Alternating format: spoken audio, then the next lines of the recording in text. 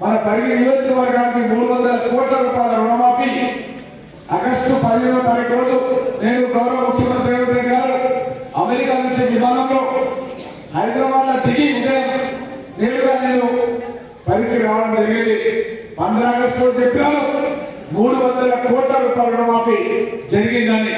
ఈ రోజు 26 జనవరి గణతంత్ర దినోత్సవం సందర్భంగా ఈ రోజు 12 గంటలకు మన పరిగి నియోజకవర్గ రైతాంగానికి 100 కోట్ల రూపాయల రుణమాఫీ జరుగుతుందంటే చాలా సంతోషంగా ఉంది.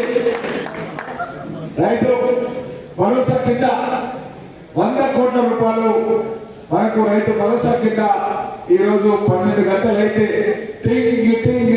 మళ్ళీ ఫోన్లలో ఏ ఫోన్ చూసినా సరే మెసేజ్ వస్తూనే ఉంటాయన్న విషయాన్ని ఇక్కడ ఉన్నటువంటి రైతాంగం అందరితో కూడా తెలియజేస్తూ, అదేవిధంగా గతంలో 10,000 రూపాయలు ఉండే దాన్ని 12,000 రూపాయలకు ఎకరానికి పెంచడం జరిగింది. అదేవిధంగా చాలా మంది ఏమంటారంటే 5 ఎకరాల వరకు ఇస్తారు, 5 ఎకరాల కంటే ఎక్కువని కొంతమంది అన్నారు. కానీ నేను గౌరవ ముఖ్యమంత్రి గారితో అడిగినా, ఎందుకంటే ప్రభుత్వ అధ్యక్షుడు వెంకట్రావు నాకు చెప్పిండు, మీరు ముఖ్యమంత్రి చదువుగా ఉంటారు, మీరు రైతులే వ్యవసాయం రైతులే, ఇది 5 ఎకరాల వరకు ఇస్తే రైతులు కష్టపోతారు, రైతు వ్యవసాయం ఎంత చేస్తే అంత చేయాలని అడగమంటే అడిగినా.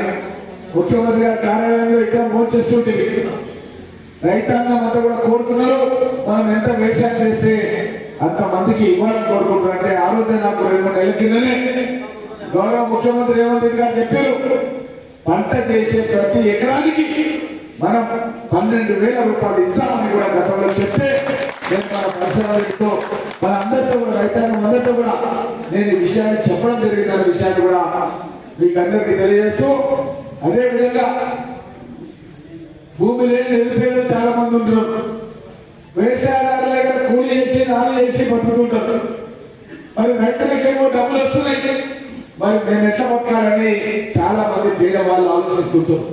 వాళ్ళ నుంచి కూడా గౌరవ ముఖ్యమంత్రి గారు ఆలోచన చేసి ఎవరైతే గ్రామీణ ఉపాధి పథకంలో 20 రోజులు పనిచేస్తారో వాళ్ళందరికీ కూడా 12,000 రూపాయలు, 6 నెలలకు ఒకసారి 6,000 రూపాయలు, అది కూడా మహిళల పేరుమ్మ పనిచేసే కొన్ని మొగళ్ళు పైసలు మాత్రం మీకు ఆడలేక మీ ఖాతాలో వేయాలని గౌరవ ముఖ్యమంత్రి గారు నిర్ణయం చేసిన విషయాన్ని కూడా తెలియజేస్తూ, ఒక జాబ్ కార్డు కింద ఎవరు చేసినా సరే కుటుంబ సభ్యులు వాళ్లకు 12,000 రూపాయలు సంవత్సరానికి పడతాయన్న విషయాన్ని తెలియజేస్తూ